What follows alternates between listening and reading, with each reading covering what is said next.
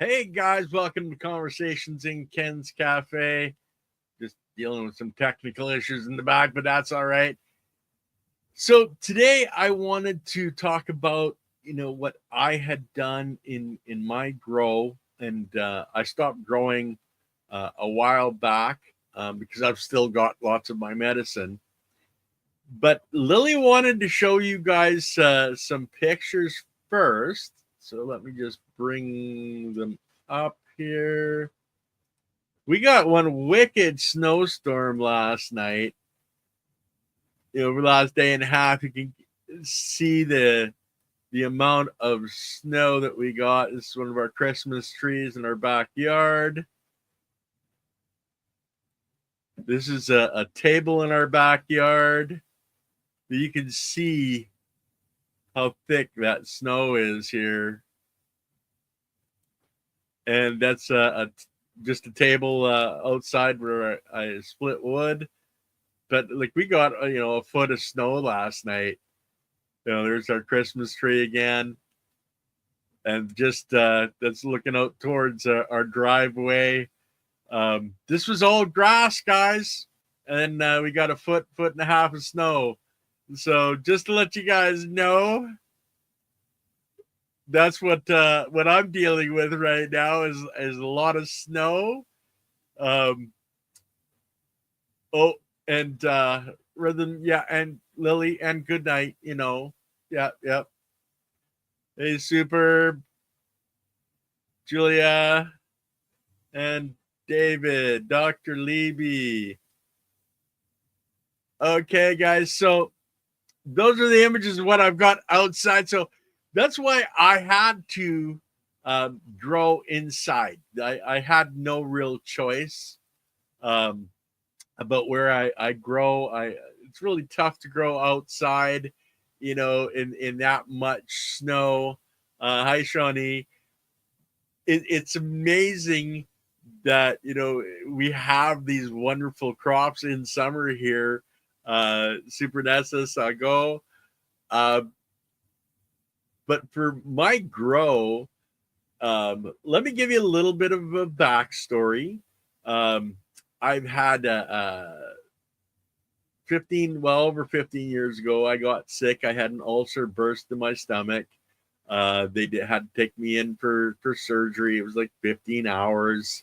Then after that surgery, I developed a surgical hernia that looked like I was 9 months pregnant. I had a basketball coming out of my belly because the original incision was a foot long down through my belly, and got that fixed. That almost killed me twice.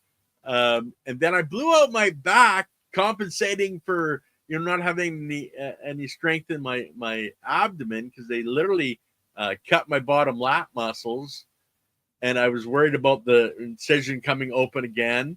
Hey, Ghetto. And so I was compensating, and I lifted a box wrong, and I blew nerves out the side of my back. So what that caused was a severe pain, and cramping the muscles in my back. So I was they put me on tramadol, and then muscle relaxants. And guys, I'll tell you, if you've ever had that experience, I was like a zombie. I was like 4, 5, 6 years old. I could barely have a decent conversation. But I had a buddy come over, and he brought over some weed, and we had smoked a joint, and my pain diminished almost immediately, etc. And I realized that something that I had been doing back in the 80s could really help me now. So being that I'm more of or had an organic mindset, I started looking for videos on YouTube about growing cannabis, because that was going to be my medicine, and different ways of consuming, whether that was a tincture, edibles, salves and lotions, smoking, etc. I wanted to find what was going to work best for me. But I took 8 months while I was waiting to get licensed, because I went in my doctor, got the doctor's note, and sent it out to the government of Canada to get legally licensed to grow cannabis medically. And it took about 8 months, and I did 8 months of research, watching video after video after video, because that's all I could really do at that time. It was just like watch and learn, like Lily said, University of YouTube. Okay. That's where I found John Burfello. I followed him and what he was doing. Not so much the method that he was growing in, because it was growing hydroponically, but on the growth of his lights, because he slowly changed lights. He would show problems that he was having in the grow and ways to solve them. So I learned a lot from him and a lot of other people, but I wanted to grow organically. I ended up choosing a method where I decarboxylate, or raise the temperature of the cannabis, and transmute the THCA to THC, and I cooked long enough where any active CBD would be activated. Then I grind that, and I put it in gel caps, and that's how I consume my cannabis. I don't really smoke very much. But in that 8 months of research, hey, Ghetto, I really found some very good methodologies that I could use indoor. Because, guys, when you're building an indoor environment, you're looking at, monitoring your vapor pressure deficit, your temperatures. You have to have your fans, you have to have your, dehumidifiers. So all of this stuff has to go into a grow room or grow area, grow tent, and you need to consider all this stuff. So, as I said, it took me 8 months before I actually popped the seed, and I did that in my aquaponics system, because I was using fish waste to grow lettuce and onions and stuff like that in my aquaponics system. So I started my cannabis in my aquaponics system. Unfortunately, they got way too big, way too fast. So I ended up creating a little room upstairs. So I had an 8-foot ceiling. I'll show you an image right now. I took my plants, I transplanted them, and I was using fish water to feed them. But you can see the mylar that I put up, and this is like a 4-foot by 2.5-foot little walkway that I created. And you can see my one fan back there. But these are the first cannabis plants I had ever grown. And as I said, I started the seed in my aquaponic system. I didn't try to, start the seed in anything else but that. I'll go through what I did. You guys can see the progression that I went. So that's still there. You can see the image on the right-hand side. That's a humidifier that I put in there. But you can see that the things are starting to really develop on that plant. There you can really start to see the trichomes, the sugar leaf development. There's another really good shot. You can see those trichomes just sticking out there. And this, guys, I was feeding just the aquaponics water, so the fish water, and this is what I was getting. And this is in my house. I had 2 tubs. You can see they were actually in Walmart bags. I was using just the cloth bags from Walmart, filled it up with soil and just stuck the plants in. And then I was watering using the fish water. and you can see that they were starting to finish off. The leaves were drying out. I found that you don't actually need to have this. I thought I did, but consider this is almost 10 years ago that these plants were growing.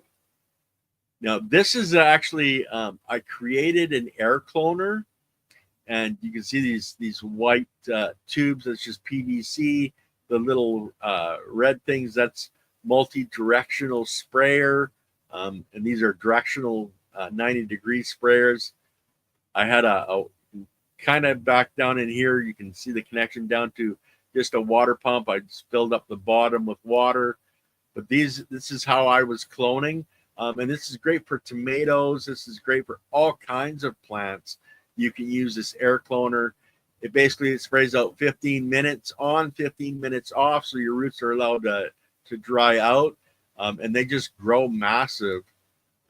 There's just another direction of the image that you can see, just taking these and putting them into a soil. You're going to be having a wonderful time of it. So this is the original plants again. In my house. I hadn't started growing in anything but just a little, basically closet almost. It's a little blurry, that one, and like that. Now you can kind of see. I want you to see the rack in the background. This is racking that I had built when I was doing microgreens. I would have fluorescent lights across the top, and I had built it out so it would handle a full-size tray. And this is where I was growing my microgreens. And I was growing microgreens way before I grew anything else. I started out, breeding tomatoes, not breeding, growing out tomatoes, cloning them, selling them. Then I got into the microgreens. I was doing worm castings for a while.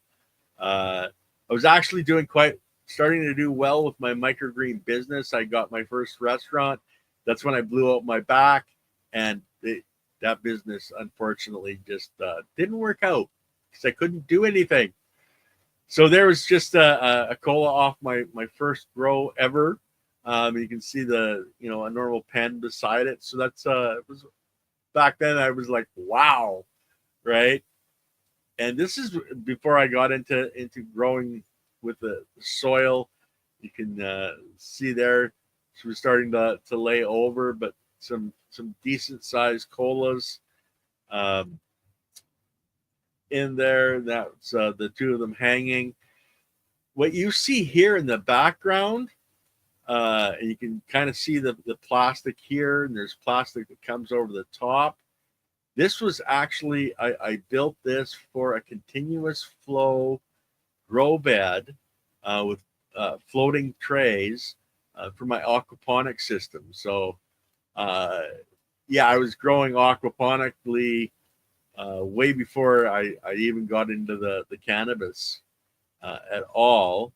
You can kind of see there. There's me once I was in my trailer. Now, guys, I converted a 48-foot U-Haul type van trailer for hauling furniture. I created that into my grow. But that's in the flower room, and probably doing a 21-day trim there. So you can see I'm using just a 5-gallon cloth bucket with trays underneath to catch any excess moisture. This was actually in veg. You can see the metal rods I was using. And why I was doing that is I was able to open the plant. So a different type of scrogging, basically. You're just opening up the plant so they can get more light. So let's see here. Next picture, please. That's another one, veg. You can see in my veg, guys, I was literally just using fluorescent work lights. Okay. These are 6-bulb fluorescents. I was using the daylight fluorescents. But the plants, it's not that hard. I was the cheaper way. You can see the mylar I had on the walls. I built up my walls, and these are insulated, etc. And then you can see the starts. Now the soils that you're seeing here, if you've ever heard of the Rev, he used to work for High Times, etc., and he was all organic. You can find his book on Amazon, but that's where I started, was using his methodology, where you create your own soil and you use that soil and you use what's called spikes. A spike is just basically a mix of all kinds of different stuff that you're putting outside of your pot area, and you put spikes in your soil outside of where your roots are when you're transplanting, and you allow the roots to grow out to those. But they're so highly intense, like you've got blood meal, you've got feather meal, you've got all this stuff in there.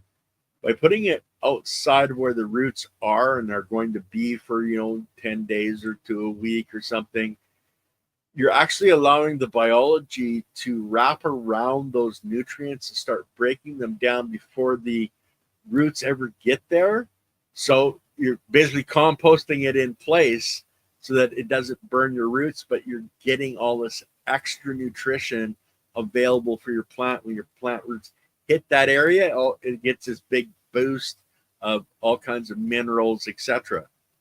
So you can see here, I'm an old farm boy, so I use binder twine for my scrogging. I made my own scrogging, and at the end of the grow, I would literally untie the one side and I would pull the scrog from the one side to the other so that it was easier to harvest, right? But this way I was keeping things up.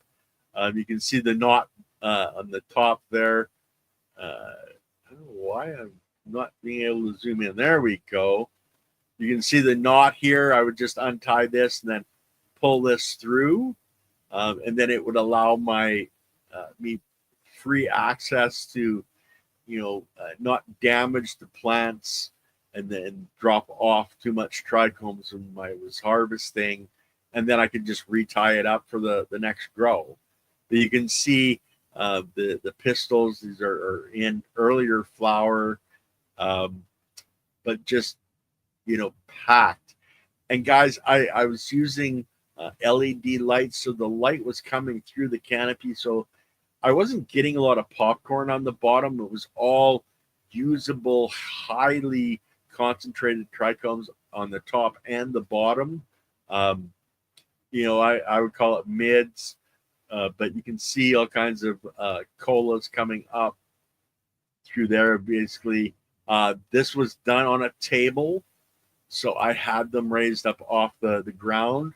In the wintertime, those floors would get really cold, so I'd raised it up. Let's see, there's another shot of that. You can see a fan in the background. You've got to really have the air movements. You can see the little pucks on top I was using as my LED lights. A nice little cola there. This is back in the veg. I was vegging not for a couple of weeks and then flipping into flower. I was vegging for an extended amount of time, creating much larger plants. And you can see the metal rods there, right? And I was tying it up and spreading it out so that I had a lot larger footprint. So when I went from veg into the flower room, I was able to have this massive plant taking up a lot of space, and I didn't have to have a lot of plants. I just had a much longer veg and made a lot larger plants to put under the lights. For me, it became a lot more optimal to grow the plants out in veg longer, and try to cycle through easier. And there you can see the T5s. You can see in the background here, and there's a better shot, but These are just cheap little LEDs that I bought off of Amazon. I think they're like $12 each. They lasted, they started burning out probably halfway, probably after a year and a half. I'd lose a band of them. But yeah, they're just cheap little LEDs for, the clones. The clones don't need the intensity. Just like your veg, I didn't need the intensity in veg. The T5s were fine. You see all the ratchets because I was moving these up and down, understanding that the daily light integral, I could have them at a lower area and then slowly move them up as the plants moved up. And yeah, you can see those what I was using there, just cheap little Amazon, grow lights, perfect for in veg, etc., and relatively cheap. Now this is my work area. You can see all the Gaia green stuff. And each one of these containers, guys, was a different thing, where there was a different rock dust, a flower in bloom, green sand, all kinds of, pretty much everything that they had, the chicken and everything that I had available to me, I was putting into my soil, and then I was using this stuff to mix up for my spikes. You'll see these are two 55-gallon drums, and these I use for composting my soil. So these white tubes you see, they run right through on each barrel, and I have holes in them for oxygen. You can see where I cut out a little doorway with latches on it, so I could latch it shut, piano hinge here. I would fill these up with the Revs mix. So much soil, so much peat, so much perlite, so much vermiculite. I was building my own super soil using his mix, and then I would keep that moist at that 70% moisture for 30 days, because I'm adding all the different amendments, plus the kitchen sink, in there. So I had all kinds of blood meal. I had feather meal. I had, the green sand. I had alfalfa, and that would literally heat up. Okay, so you had to roll it every day and check your moisture every day, and you allowed that to cook for 30 days, and then you would be able to use that to grow plants. But you had to allow the biology to get in there and eat it for 30 days, and compost it, break that down, or else you're just going to burn your plants, right? So the Rev was teaching this, that you had to, give it that time. He never said it was all about the biology, but that's really what it is, because you were growing out the biology in that soil mix, and you were allowing the biology to break down all these nutrients before you would ever give it to your plants.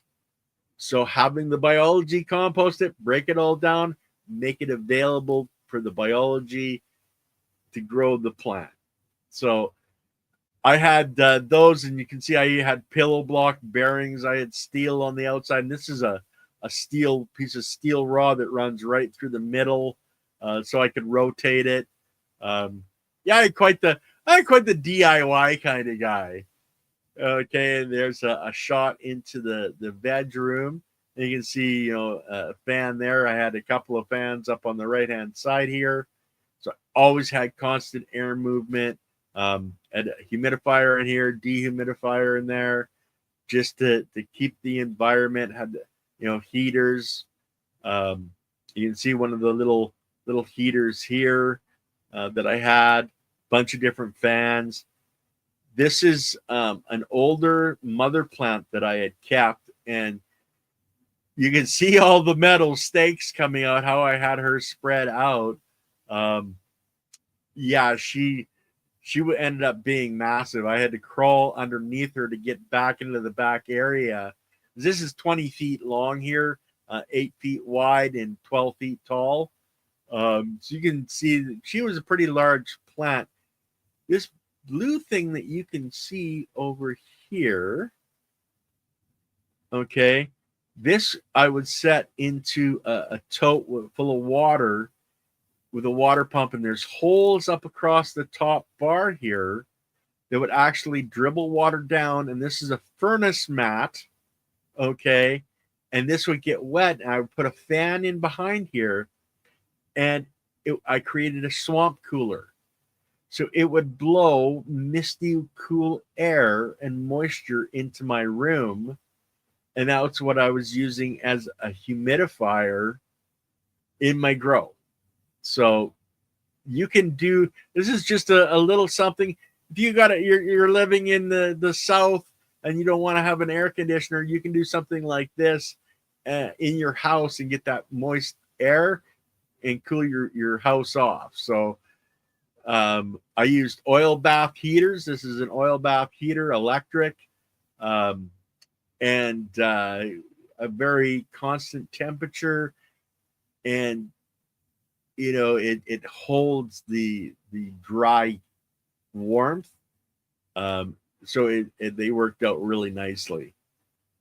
So you can see here where I had it raised off the floor. You can see, fan up in the background up in here. You also see one here that was moving air down lower. This little jar with this turkey baster here, that was a regular thing, because what I was doing, guys, is when I watered, and I watered daily, I would allow the water to come through and capture in the bottom here, because I never wanted my soil to go hydrophobic. Okay, I always wanted to be moist. So I would make sure that the water was coming out, and I would have excess here in the bottom tray, and then I would give it 45 minutes for that water to come back up into the soil structure so it could move back through. And if after 45 minutes there was still an excess, I would take my turkey baster and I would suck up any moisture that was left, so that I didn't have to worry about the plants going hydrophobic, or the other phobic. Okay, too much moisture. I wanted the to be able to dry out, but you can see, we've got some nice colas coming through, and you can see it. I just, even my light holding my bars up here, my pucks, I actually got a 4x8 sheet of stainless steel, drilled holes in it to hold my little pucks. I was using the stainless steel as my heat sink to draw off excess heat from the lights and be able to dissipate it more easily. It was just a way it saved me money in the long run from buying the attachments that would normally go on to these. I used 2x4 for hanging everything. You can see lots of 2x4s and just cheap plywood. And there's some more shots. There you can see just the bottom, how nice the bottoms are here. And that's just a part of it is how I'm spreading things out. That's the penetration that an LED facilitates, because the waveforms will go through the upper leaves, and you stop getting garbage on the bottom. And the way I consume, guys, I use all of it. I even use my sugar leaves because of how I consume in the powder. I can use all the plant material, right? And you can see there, everything is just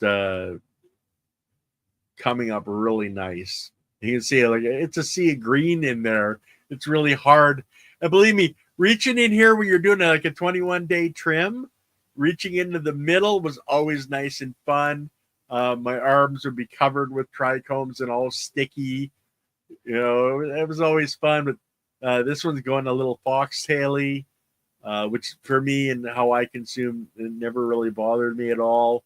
You can see the size of that coming up. And then more shots of just all those buds, and it just making sure that the light was being able to penetrate down into those middle ones, and really promote the growth. And guys, hey David, I'm not watching the chat, guys, so I don't even know what you guys are talking about. So I'm watching my other screen. I have two monitors, so I can see better. But yeah, you can see down in the middle there, okay, how nice that one is down in there. And because I've got it opened up, it's getting the light coming through, right? And that's where, when I did my trimming, I always wanted to make sure I didn't have leaves touching each other. Remember, we were talking about microclimates. You have two leaves touching each other, you're creating a microclimate that you can really have issues with. So there's a nice bud sticking up there. Another shot of the grow. There's some bottom stuff. But you can see, you guys should be able to see the sugar on this bottom leaf. And this is way down right at the bottom. You can see the sugar on here.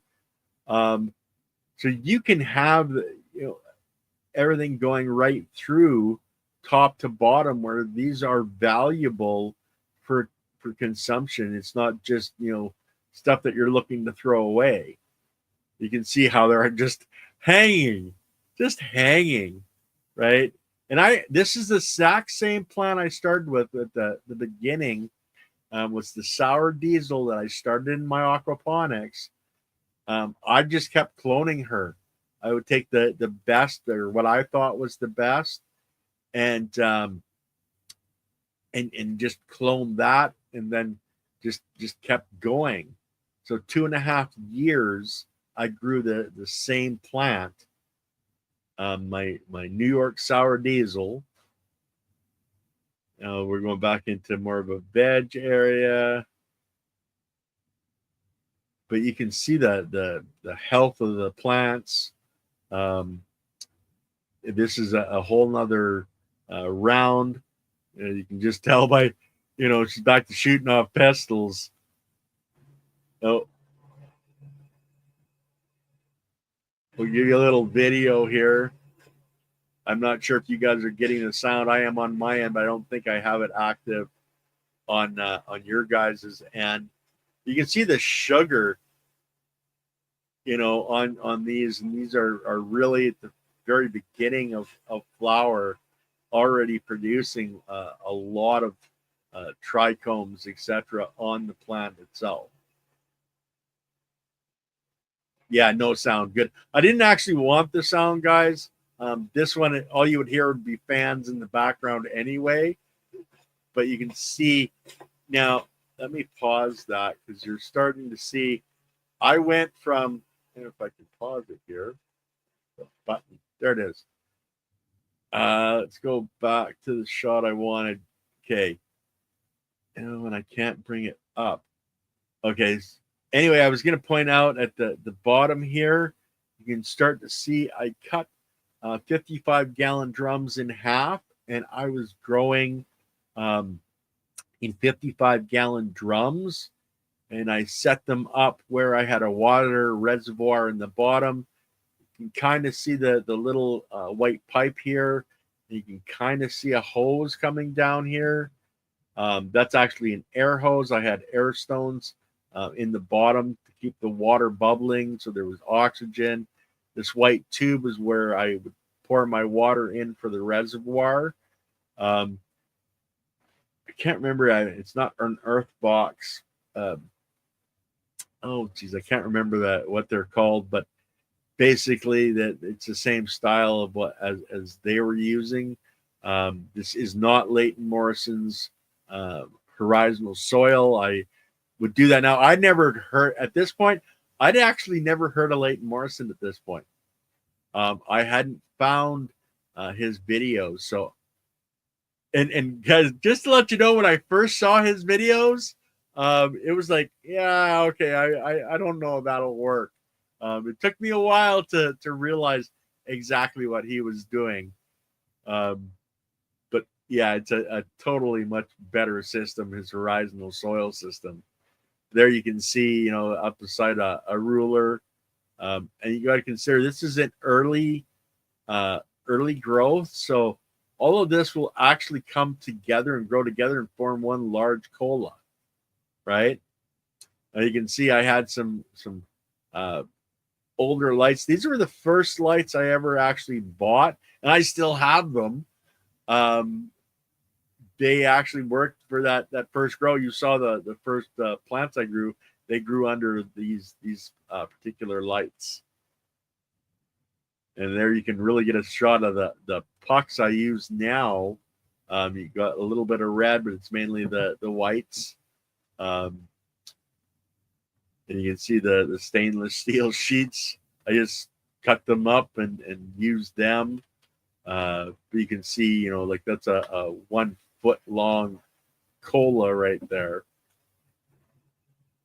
And we'll just let that play a little bit. You can see how nice those are turning out. You see all the staking where I'm bringing the plants out so that the light can penetrate through.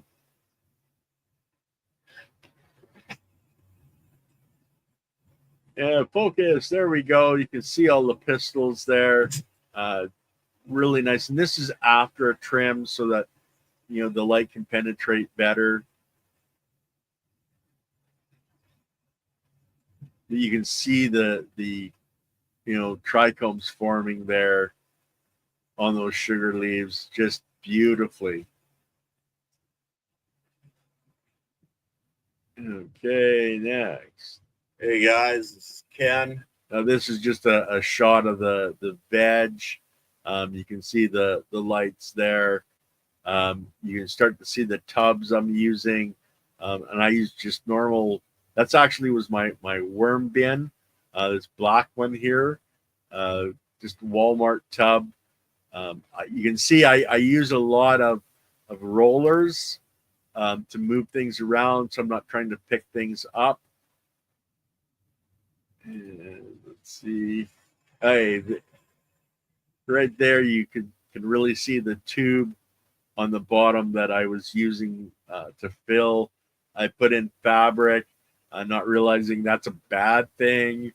But I'm showing here. I'm kind of showing this is after harvest.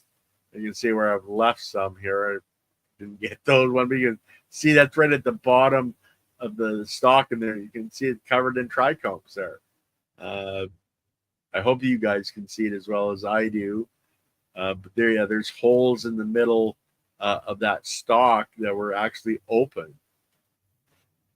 Now these are dried already. I've got them sitting on a 300 micron screen for dry sifting. Right, I was into the dry sifting, so I built these screens myself, just getting the cloth and then building them myself. But that's a 300 micron. But you can see these are the dried colas that I had, and these are all top colas from one of the grows. Yeah, you can see the bigger than my big fat hand there.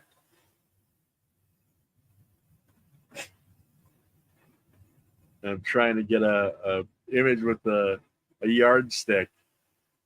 So yeah, 9 inches long that's showing. And that one's about 9.5. I'm just trying to show some of the bigger ones. That one's like almost 11 inches, almost 12 inches. And this is dry, guys.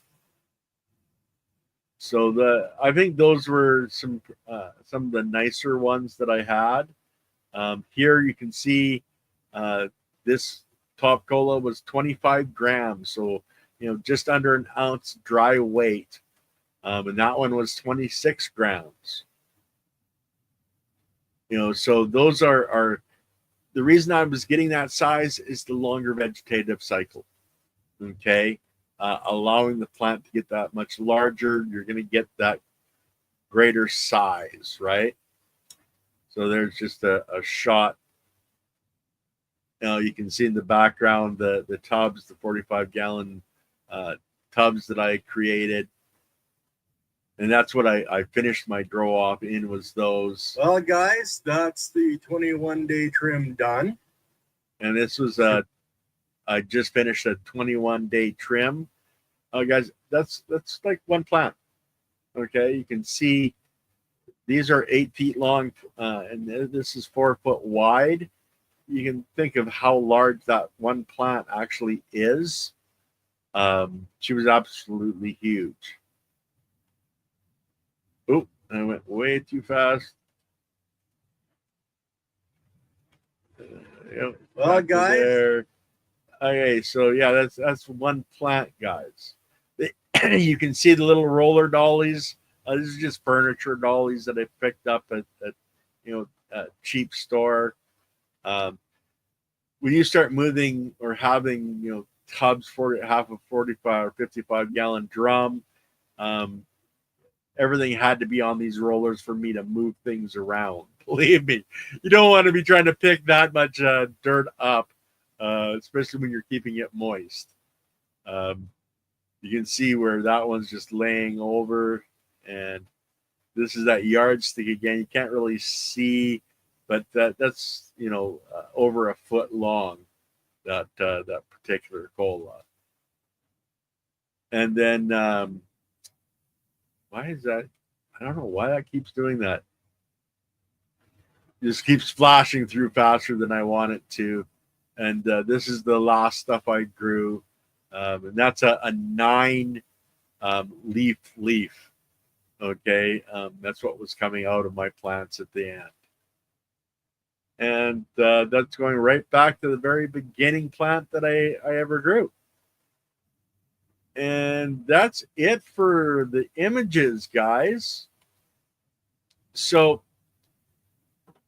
using straight soil and the Revs methodology of creating your own soil, I was getting amazing results. And on the same plant, year after year, 2.5 years, I grew those plants. My last harvest was 4.5 years ago, and I still have cannabis in a pail. And you guys are gonna get to see what's in my pail. I just got to dig it out. I keep it beside me. I keep my everything here. Oh yeah, I can't. I gotta move my chair. There's not enough space in here in my little office. Okay, come on. Hey, 5-gallon pail, October 12th of 2020. Okay, so almost 5 years. These are Gamma Seal lids, so they have a rubber gasket. This is great for cold storage, whether it's oatmeal, popcorn, whatever, because it's got that rubber seals. It keeps the humidity in with what you want. So let's just crack this open. Okay, so 4.5 years, and I still have a bunch in the bottom. You can see a boveda in there, so I keep them maintain a constant humidity. But you can see she's about yay full. So I got ways before I need to grow, because I don't have to use that much. But let me just see if I can get out a little bit of a bud, give you guys a shot, because it's not as moist as they used to be, but she still has a little bit of compression where she comes back. Smells wonderful. When I want to smoke some, I take it out, put it in the jar, put a boveda in the jar, and that's where I would smoke off of. But as I said before, I don't smoke that much. I consume, in a powdered form in gel caps. It does the job for my body, for my use. And that's the thing. Everybody has different uses. Whether you need to smoke it to get a certain effect from it, or you need to use it topical. Maybe you need more of an edible like I do. Although I'm not making jellies or anything, I just make gel caps. I have a gel cap maker, and actually, we just did a run of sun chlorella, where we did 100 gel caps of sun chlorella powder that we bought. So you can use a gel cap machine for a multitude, anything that you want to make. But this is, I don't know if we're going to be able to get a good shot of it. This is a gel cap machine that I picked up on Amazon. Makes 100 caps at a time. Okay. So you can make your own, mixtures and make your own gel caps to consume yourself. So back then, I did not know it was all about the biology. I was just finding the best method that I could for organically creating my medicine.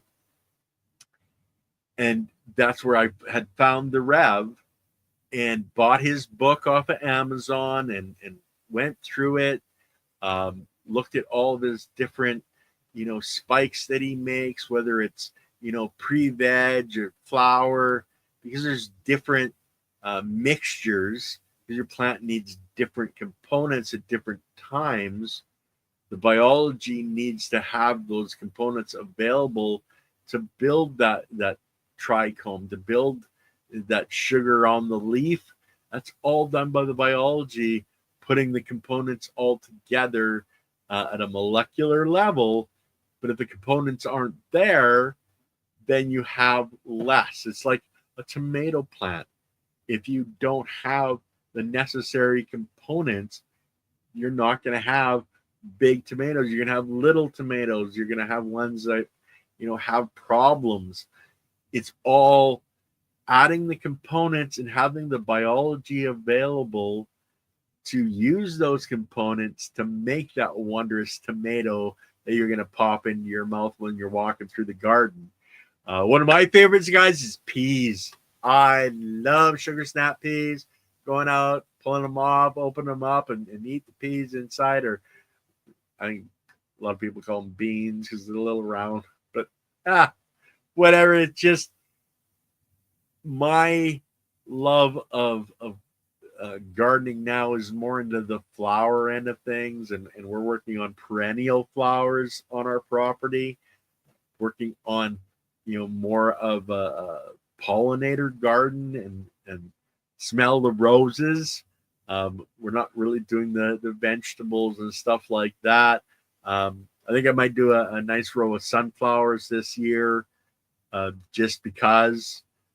But I created this environment. I created these soils, and I used the methodology of abundance of both the biology and the components I was making available to that biology. I was starting to reach genetic potentials on my plants that I could never have gotten without the multitude of components I was putting in, without making sure I had everything broken down by the biology. And it was creating more biology. It was just more and more and more for 2.5 years, because I was reusing my soil when I had the 5-gallon cloth pots. I was remixing those soils all constantly, not realizing I was, breaking up all that life, and, that everything was created by the biology and had these big, huge clumps of aggregation, and not realizing those are really like little cities and planets, to the biology, I was breaking all that up and putting it back in my composters and adding a bunch of more stuff because the plant was using all this stuff, not understanding I needed the sand, silt, and clay. I was just using plain old dirt that had purchased. It was the cheapest dirt I could buy. It was ran through a furnace, so I didn't have to worry about weed seeds, etc. Not even understanding had no biologicals in there either, right? This was I was doing this before I really started to understand Korean natural farming. It was only in the last maybe 6-8 months of growing that I started to get into the Korean natural farming. So I was when I stopped, I was a long way from knowing that it's all about the biology. I found that out literally after I was done growing. I found out that everything I was doing was creating more and more biology. And then it was like I had this epiphany when I found the S phase of cell division, that everything relies on the biology. Every cell in my plant was built and created by the biology. And it's amazing now looking back to what I was doing then, and how I would do it a lot, not necessarily a lot differently because I was growing biology then, but understanding that it's the biology that grows the cell, it's the biology that grows the plant, and I need to focus really on growing biology. I don't need to focus on growing the plant. I need to supply all the materials that the biology needs, the sand, the silt, the clay, the organic material, to live, to breathe, to mine. Okay, that's your sand, your clay. They're mining that, and then there's the different levels of the biology. That's why I love Leighton Morrison's horizontal soil system, and I actually found him on Shangalos Shaping Fire podcast, and that's how I found Leighton Morrison, was looking at those different growing mediums and methodologies, and the rest is history, because it was through his knowledge that I was able to get to the point where I understood that it's all about the biology. And then I started, telling people, it's all about, caring, sharing, and community. And, guys, you guys saw all that material that I had. I gave probably 90%. Like all those top colas, I gave them to my friends. Okay, because I don't smoke, and the best smoke is those top colas, right? So I just gave them to friends, and I kept the seconds, the trim, the lower buds, because that's all I needed for my medication. Because I was able to get off the muscle relaxants, I've been able to get off of all the painkillers, understanding and learning about the endocannabinoid system and how to manipulate that system with different things that we can consume, whether that's cannabis or whether that's honey, sugars, chocolate.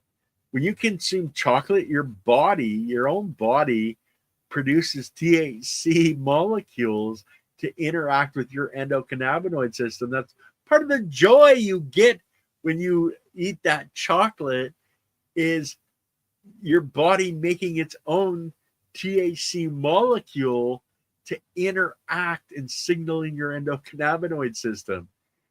So it's very easy for us now, looking back with what I know now, to the mistakes I made then that I would not make the next time I do, grow. And I'm probably just going to be growing 1 or 2 or 3 plants. When my supply gets to the point where I need to, or I'll, there's other people in my community up here in Alberta that are growing with the right methodology that I have access to, where I can go and share in their bounty. Um, that's one of the wonderful things about community and Bohemian herbology that we had on yesterday. Julia, she has her soaps and she trades. Okay, there's no purchase. It's all trading. Um, it's a wonderful way to do things. Um, I trade my knowledge to you guys, and hope that you guys will actually hit the join button and help support our channel. And if you don't, you don't. It's all right. Just come here to learn, become a lit candle, become someone that learns this, understands it, and then shares it with others. This is how we can change and help our entire planet, our entire species, every organic life form on our planet, all the plants, all the animals, all us humans rely on the biology for that cell division. Guys, it's been a wonderful time. I really enjoyed going back through those pictures. I haven't looked at them for a long time. I'm amazed at what I was able to do, knowing what I knew back then. It's so much more now that I know. It's really quite surprising. I was able to, have such nice grows, just doing it, what I would think it call almost half-assed, because I was doing with the biology, but I didn't even know it because nobody was talking about that it's all about the biology. People were, the plant does this, the plant does that. Well, you want exudates? Oh yeah, you need this and this and this. Those exudates that are created inside those cells of your plant, who's doing that work, baby? The biology. It's the biology that built that cell that's going to make that exudate. So it really, when you start to really understand that everything that you have in that plant, whether it's the solar array in the leaf, or it's the part of the leaf that produces the exudates, or amino acids, or whatever that's happening in there, all those cells that get together to make that little bit of exudate, it's all a function of the biology that's inside of the cells. That's where you can get into the quantum biology. And actually, we have a young lady that worked as a quantum biologist. She's going to be coming on. We're going to have a conversation with that coming up here in the near future. So that's another layer that really, we don't see it. We haven't heard much about it, but it's that layer of biology that lives and maintains inside that cell.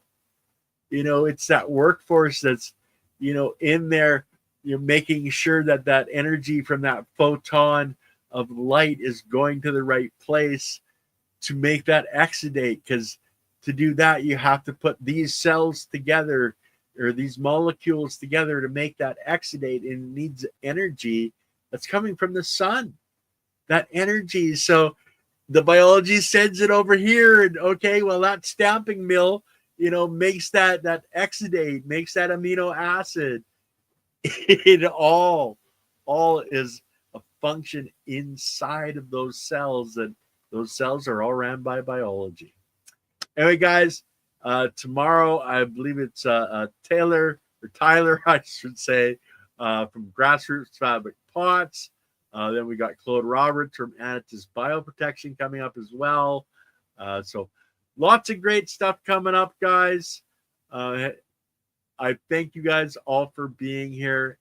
And if I haven't gotten back to your email, I'm sorry I've been a little bit behind, but I'll get that done, guys. Anyway, we will see you tomorrow. You guys have an absolutely wonderful, blessed day. If you can, get out there, do some grounding. If you're up here in Alberta with this extra 1.5 feet of snow that just fell, do what you can do. Anyway, guys, you guys have a wonderful day, and we'll see you guys tomorrow.